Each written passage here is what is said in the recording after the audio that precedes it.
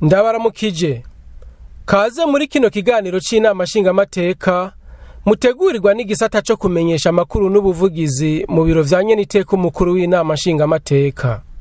Nk'uko biri mu nshingano z'inama nshingamateka yo gutora amategeko, kugenzura ibikorwa vya leta no guserukira bene gihugu, ku munsi wa kane igenekerezo rya 15 Kigarama umwaka wa 2022 inama nshingamateka yarakoranye kugira yige yongere yemeza integuro y'ibwirizwa ryunganira ibwirizwa shingiro ritunganya gushasha imbibe z'intara, amakomine, amazone n'imitumba canke amakaritiye bigize Republika y'u Burundi. Martin Interetse, umushikiranganje w'intwaro yo hagati mu gihugu, umutekano n'iterambere rusangi, ari nawe yari yajaserukiye leta mu nama nshingamateka gusigura integuro y'iryo bwirizwa. Yamenyesheje ko iryo tegeko rije gushigikira no kwegereza ubutegetsi abene gihugu kugira baronke vyankenerwa batarinze gutama canke ngo bakoreshe uburyo bwinshi, kwegereza abene gihugu imirimo ya leta kugira ngo ntihagire uwureka kwiga canke ngo yige kure, kureka kwandikisha umwana yavutse canke kutaja kwivuza n'ibindi, gukomeza intwaro rusangi canke ibereye abene gihugu bahanuze mu gufata ingingo. Ati intara n'amakomine bigiye kugabanuka nayo amazone n'imitumba vyongerezwe. Intara zigiye kuva kuri 18 zije kuri 5, amakomine nayo yahora ari 119 azoba 42, amazone 399 yashizwe ku 450, hamwe rero n'imitumba yahora ari 2911 ikabigiye kuba imitumba 3341. Ivyo rero bikaba bizoshigwa mu ngiro inyuma y'amatora y'umwaka wa 2025. Intumbero rero nyamukuru zatumye umugambi ushigwa mu ngiro zihagaze bwa mbere gushigikira no gukomeza umugambi wa leta kwegereza abenegihugu ubutegetsi uguha amakomine ububasha n'amahirwe yo kuronka uburyo na cyane cyane amakuru n'amatagisi ukwiye bwo kurangura imigambi y'iterambere rusange kugira abenegihugu baronke ivyankenerwa byose bakeneye kandi hafi yabo batarinze gutama kuruha canke gukoresha amahera menshi. Akokutsa ko mu vyegeranyo dufise twasanze hari amakomine uno munsi bariko baregeranya uburyo bwavyo mu makuru n'amatagisi usanga atarenze miliyoni 20 ku mwaka wose. Mugihe hari amakomine bashobora kurenza miliyoni 500 cyangwa gushikana hafi miliyaridi. Byumvikana ko abo bantu bamwe amakomine adakwiza miliyoni 20 cyangwa bazikwiza gatoya cyangwa karenza gatoya kugira ngo bakwize ibyo bakeneye nk'abenegihugu bica bigorana cyane usanga umenga n'ikimoto kandi twese turi ubutaka bumwe ubutaka bw'uburundi bigaca bigorana rero umwene tubafasha kuko naho bashyiramo izindi nguvu uwo muntu afise miliyoni 20 kuri muduzi umushikane ku miliyoni 200 cyangwa 200 biragorana cyane. Eka turetse n'amakomine hariho n'intara zimwe uri kuraba uburyo bw'ungene begeranya bakora inguvu kugira ngo bake n'ikintu gitonya dufate nk'icumi yarindi ari intara yose usanga barinze kurwana bose ugasanga n'ugucuka bacutse. Mugihe rero leta ifise itegeko rihabwa n'ubwirizwa shingiro ko iveya au développement harmonieux des communes par projet développement harmonieux des provinces. Ibi nitwogenda tubyirengagije kuvuga ko abenegihugu ivyo bakeneye bategezwa kubironka umugore tunika abagabo ntiharoke bamwe hashikabura abandi. Ubwa kabiri kwegereza abenegihugu imirimo ya leta, imirimo leta itegezwa kubarangurira ico bita amaserivisi public kugira ntihagire usubira kuja kwiga canke kwivuza kure yahaba ntihagire gusubira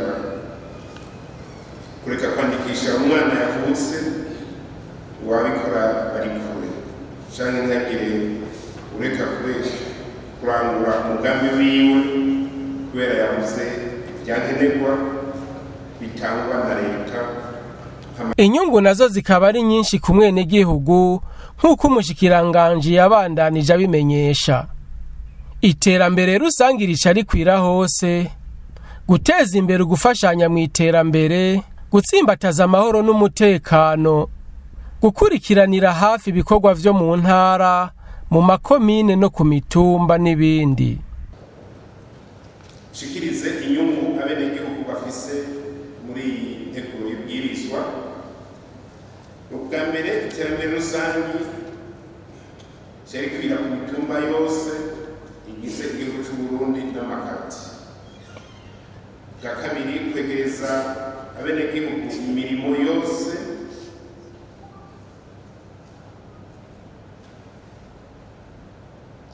mu kwishira cane cane mu mazone. Ibyo bikorerwa muri komine bizoshaka gukorerwa mu mazone. Bwa gatatu guteza imbere gufashanya mu iterambere. Bwa kane kugwiza umusaruro, kugwiza umwimbu w'amakomine. Bwa gatanu kwagura amatongo ndimwa ko turakiremwe by'ibigwati. Bwa gatandatu gutsimbataza amahoro n'umutekano. Ubw'indwi gukomeza amahoro n'umubano mwiza. Ubw'umunani kugabanura uburyo bwahora buja mu bikorwa bya misi yose mu makomine no mu ntara, tukagwiza uburyo buja gukora iterambere.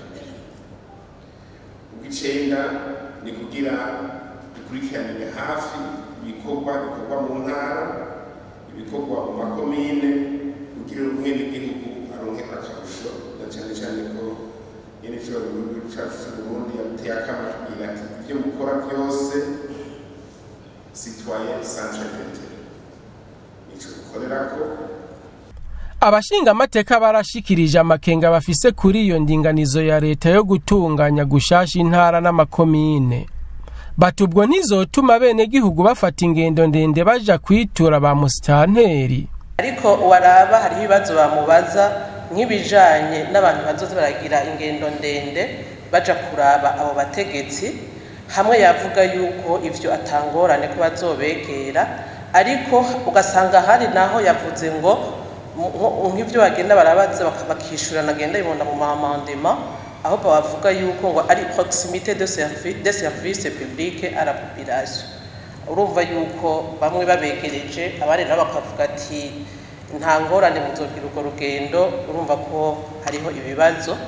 Nkaraba rero nko muri komine Bukinanyana, nk'umuntu azova i Bukinanyana akagenda muri Buganda agiye kuraba agiye kuri chef de la commune, basimvye ahoba hagati na hagati byo korohera bose abava i Bukinanyana ni Buganda. Kandi nyine iteka yavuze ati nta hantu na hamwe hataba ikintu kuko abantu nibo babishi. Kuri ayo makenga y'abanyakubaha abashinga amateka, umushikiranganji Martin Teretse arabisigura. Navuze ko twebwe dushaka kwegereza ubutegetsi abenegihugu, turashaka kwegereza abategetsi abenegihugu, kuko niyo filosofi turimo. Ibi vy'amadistance ni ikibazo c'uruciyo musitanteri cyangwa buramatari, ibiro vyiwe biri paraporo ku mutungo w'abenegihugu. Bavuze ko uwo mutegetsi nimba ari buramatari abenegihugu bazaba bakeneye. Reka umukuramatari umwenegihugu amukenera ryari? Igihe umusitanteri ibwiye shefu de zone yakoze akazi kiwe nk'uko bitegerezwa, mu gihe umusitanteri yakoze akazi kiwe nk'uko bitegerezwa, nk'uko nabivuze, umwenegihugu azokenera buramatari ati nkeneye umubonano na buramatari ryari? Ni mu gihe ba bandi b'imbere yiwe kuva ku mukuru w'umutumba, shefu de zone na musitanteri hari ibyo batabona akari kwaragira no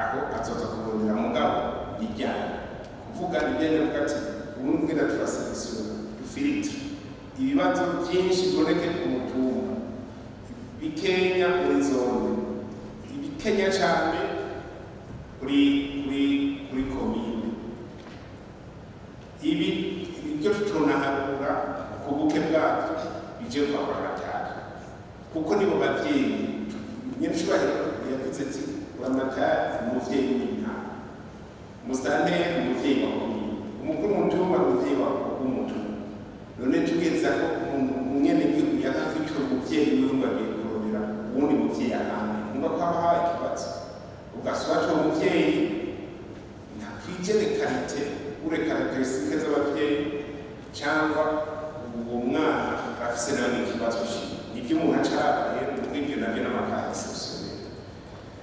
Inyuma yo gusesangura no guhinyanyura ibiri mw'iyo nteguro y'ibwirizwa banyakubahwa abashinga amateka bakaba baciye bayemeza 100%. Mu rutonde rw'ibikorwa vyari bitegekanijwe mu kiringo cyo kuva ku wa 2 Kigarama gushika ku wa 19 uko kwezi nyene, inama nshinga amateka yarakoranye kugira ngo yihweze icegeranyo cerekana uko uburyo bwa leta bwari bwarategekanijwe mu kiringo c'umwaka w'ibihumbi 2021 ushira w'ibihumbi 2022 bwakoreshejwe. Umugwi wamaho mu vyujejwe harimo ubutunzi wisunze ingingo ya 63 y'ibwirizwa ryunganira ibwirizwa shingiro ryo kuwa 20 ruheshi umwaka w'ibihumbi 2022 itunganya amatungo ya leta riratomora neza ko ivyegeranyo bijanye n'amatungo rusangi hamwe n'ikoreshwa ry'amafaranga ya leta bishikirizwa uko ikiringo c'amezi 3 arangiye kugira inama nshinga amateka na nkenguza amateka zigira umwihwezo ujanye n'ingene amafaranga leta yategekanije yakoreshejwe mu kiringo cashinzwe. Naho biruko haribonekeje ugucererwa mu gushikiriza ico cegeranyo.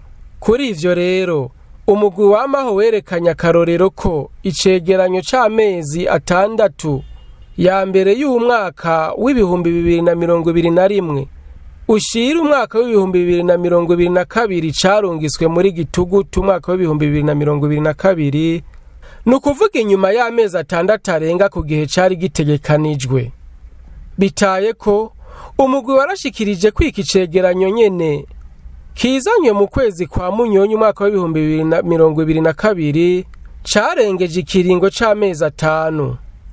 Ivyo bikaba vyiyongereye ku cegeranyo c'ivyaranguwe hamwe n'ikoreshwa ry'amafaranga janye n'ikiringo c'amezi 3 ya mbere y'umwaka w'ibihumbi 2022 ushira umwaka w'ibihumbi 2023 kitarashikirizwa mu nama nshinga amateka na nkenguza amateka bigaragara ko kimaze gucererwa amezi 2 yose. Ivyo bigatuma inama nshinga amateka na nkenguza amateka bidashobora gukurikiranira hafi no kugenzura ku munsi uko amafaranga ya leta akoreshwa hamwe n'umwimbu uba washisweko. Uwo muguhejeje gushikiriza ivyiyumviro bijanye n'umwihwezo w'ico cegeranyo banyakubahwa abashinga amateka barashikirije ibibazo n'amakenga bijanye n'icererwa ry'ico cegeranyo na cane ku kigiye gukogwa kugira habe impinduka. Baranabajije no kubijanye n'ibidandazwa vyankenerwa nk'ibitoro n'ibindi bisa n'ibiza birakena. Bazo kambere muri raporo y'umugwi baraberekanye uko raporo zatangwa igihe cacerewe iyo tugira ingene bagiye kubikora kugira ngo bakosore raporo zose zishika. Kuba tabuhinga bwa none buhari vyatumye itangwa ry'ibiharuro bitororokanijwe neza kubijanye n'ikoreshwa ry'amafaranga ya leta riteba. Ivyo vyashikirijwe n'umushikiranganje w'ikigega ca leta ubutunzi no gutunganya imigambi ya leta aho yishura ku bibazo vy'abashinga amateka bari bahejeje kumusaba kwicegeranyo coza kirashikirizwa inyuma y'ukwezi kumwe uko amezi 3 arangiye.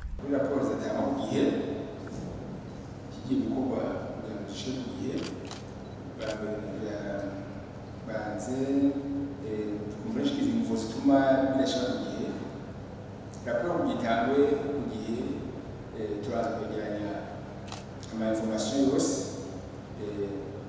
rapport ya recette ya dépense recette rero tuzikura mu kigobe begeranya amakuru ku munsi babicegeranyo kwezi hanyuma n'ikintu dushaka kugira rapport ariko dufatiye n'igihe dukora ibintu byinshi bashaka kugwa n'intoki rero turashaka gukora amanimero les recettes ntiziraba informatize nk'uko tubyifuza les dépenses nico kimwe ntiziraba informatize nk'uko tubyifuza mbere igice kinshigana recommandation mwatanze ko rapport twitanga mu kwezi kumwe recommandation twayumvise ariko muhote na konti nizo condition dukoramo ko gushika kuri tutaratera imbere ku buryo amakuru tuyaronka ku gihe nk'uko tubyifuza no mu information statistique ikoresha kugira raporo rero kwezi ibintu bikorwa rero n'iminwe haba rero mu marosete haba mu madepanse hagati ya ministeri nyene haba no muri BRB dukorana amadone ajanye n'amadepanse naho nyene processus ya informatisation naho nyene bariko bayidevelopa usanga rero ama statistique aboneka cyane cyane ibintu bigatuma rero ko tuyandike tugora iyo mpamvu n'izindi raporo mu matwi zitaraboneka tuguma twirukana turabona tubona ama informatique ama statistique iyo dushobora gutanga raporo mu gihe natwe tunezera ko amategeko ategeka gutanga raporo mu kiringo tugasanga twakirenze turazidasinzira igiye gukuba rero turiko turiruka muri informatisation twarose uburyo bukwiye hariho accord de financement iheruka kwemeza iyo accord de financement rero iri mu buryo bukwiye twizere yuko buzotuma les recettes administration des recettes yose va informatiser hanyuma l'administration des dépenses yose va informatiser hanyuma la système de paiement c'est-à-dire les banques et la banque centrale bikaba informatisé bikaheza rero bikaba interconnecté les recettes et dépenses et le système de paiement bikaheza bikaba byose bigafatana uburyo ama information tubona ingingo zafashwe kugira amafaranga yinjira mu kigega ca leta abe menshi nk'uko biri mu ibwirizwa rigenga amafaranga leta itegekanya gukoresha mu kiringo c'umwaka. Izo ngingo zose zikaba zatumye ubutunzi bw'igihugu bwiyongera ku bice 118 n'ibice 3 kwijana.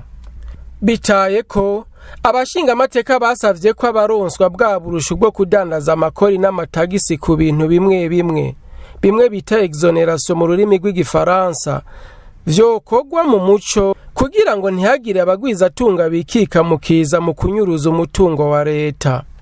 Ku munsi wa kabiri igenekerezo rya 13 Kigarama mu mwaka wa 2022 naho nyene inama nshinga amateka ikaba yarakoranye kugira yige yongere yemeza integuro y'ibwirizwa ijanye n'amasezerano y'ubudandaji hagati y'u Burundi na leta iharanira demokrasi ya Kongo. Umushikiranganje w'inyubako za leta Dukundane Dieudonné ari nawe yari yaje aserukiye leta mu kibanza cy'umushikiranganje w'ubudandaji yari yafatiriwe yamenyesheje ko haheze umwaka n'amezi 6 umukuru w'igihugu cy'u Burundi agendeye igihugu ca Republika Iharanira Demokrasi ya Kongo aho baganiriye na mugenzi we kubijanye no guhanahana ibidandazwa by'ivyo bihugu kari bibiri bisanzwe bihingura. Urugero rw'ibidandazwa bica ku mbibe zizwi Uburundi na Republika Iharanira Demokrasi ya Kongo bihana rukaba rushika ku miliyoni 60 z'amadolari ku mwaka mu guhanahana ibidandazwa hamwe ni miliyoni 180 z'amadolari y'abanyamerika ku mwaka mu guhanahana ibidandazwa hagati y'u Burundi n'ibindi bihugu vyo kw'isi. Nukuvuga ko ica gatatu c'ibidandazwa bija mu gihugu ca Republika Iharanira Demokrasi ya Kongo. Ayo masezerano akazotuma abakorera mu nzira zo mu kinywa bagabanuka maze igihugu gihungukire. Nk'uko umushikiranganje yaserukiye leta yabisobanuye abadandaza bato bagwiriyemwe abakenyezi n'ugwaruka bazokoroherezwa.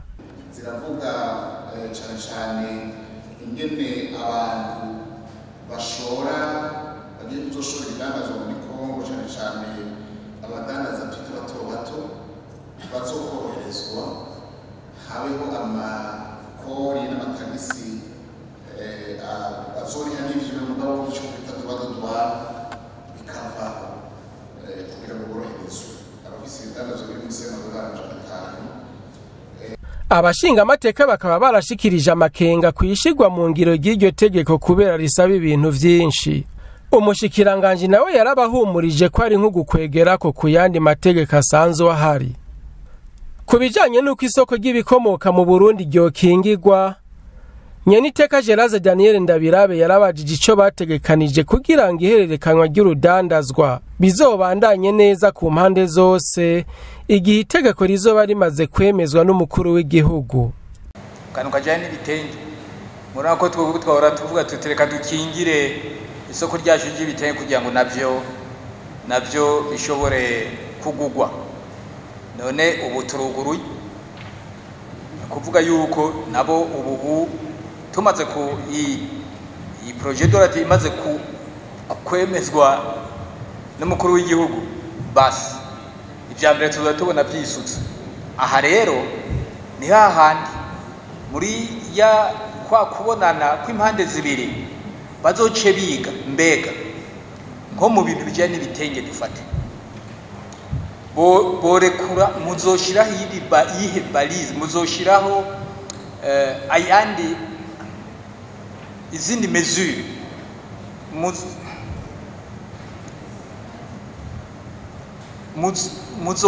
muzoshiraho ayandi mategeko mperekeza ameze gute, muzofata ingingo mperekeza zimeze gute kugira ngo bamwe n'abandi noneho kuko Kongo nini Kinshasa nini bayirekwe kugira ngo basuke hano ibitenge byabo isoko ryacu byakodebeje cyari zima.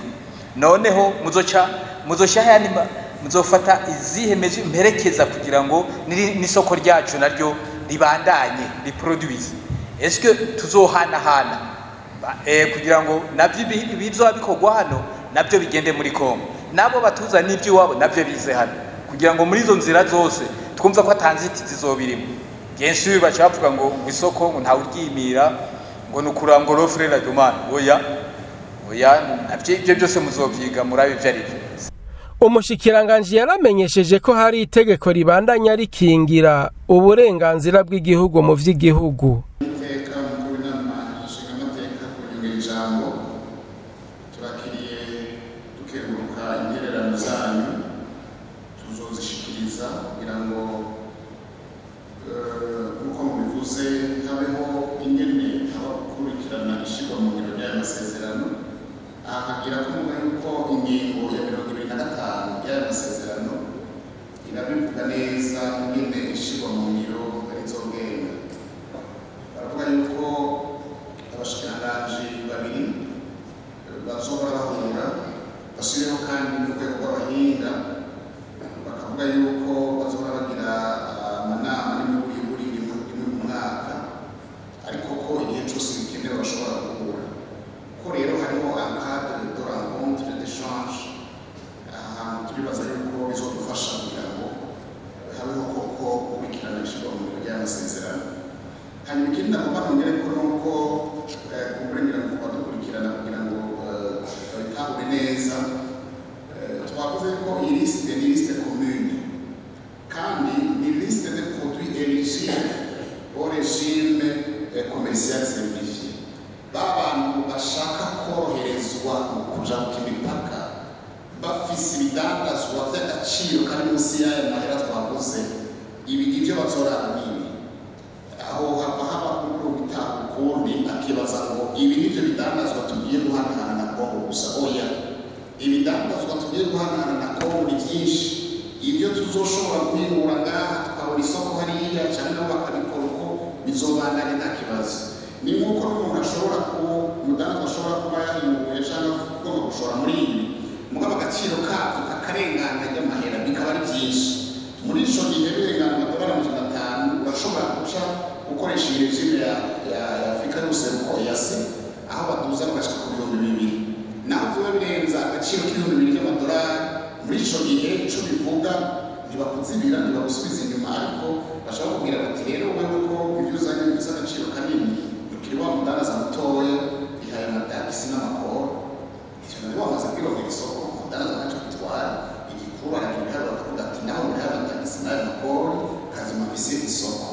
ikintu rero gikomeye kugira ngo byumvikane neza yuko ibi atari byo bidandazwa gusa si lisite yugaye, ahubwo ni ahantu tugomba kwereka abadandaza bato bato tuti ugomba kugira urudandazwa muri Kongo, ngiyi lisite hanyuma uraba agaciro kavyo n'ibyo bitaba birengeje amajana 5 canke 2,000 uzokoroherezwa, n'ibyo ababirengeje naho uzocurera amatagisi n'amakori. Bikagaragara rero ko nk'uko mwabivuze n'ibiteka muri nama nshingamateka bizokenerwa cyane ko dusigurira abadandaza ngeka kugira batabwe gusumba.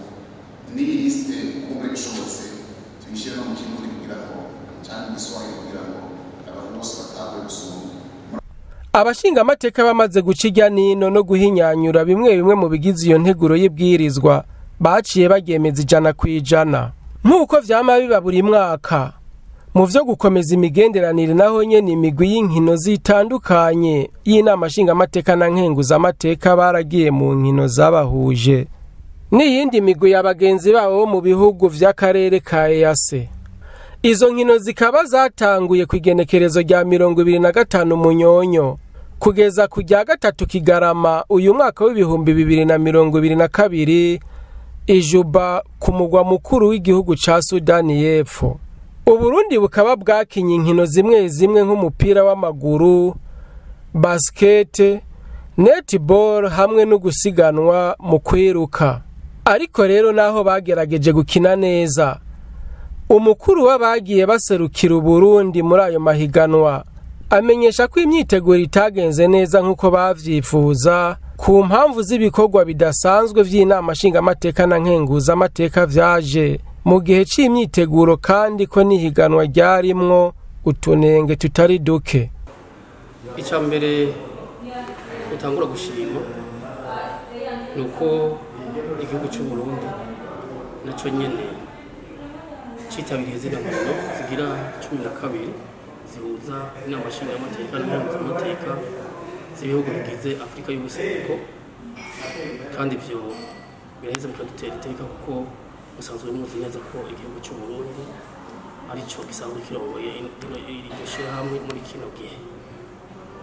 Izi nkino rero twebwe turavye uko twaziteguye, inkino zisanzwe ziri ku rutonde zama ziba mu mpera z'umwaka, abakinyi bacu bama bariko barazitegura, ariko gusa ikigaragaza cyane mu myiteguro nuko abakinyi bacu bagera kuja mu nkino nyezina batazi bati n'ama ekipe ayahe azogenda bivanye n'uburyo buba bwashizwe muri ico gisata. Ihiganwa rikaba ryasozerewe mu kanyamuneza ntangere kubitavye ayo mahiganwa.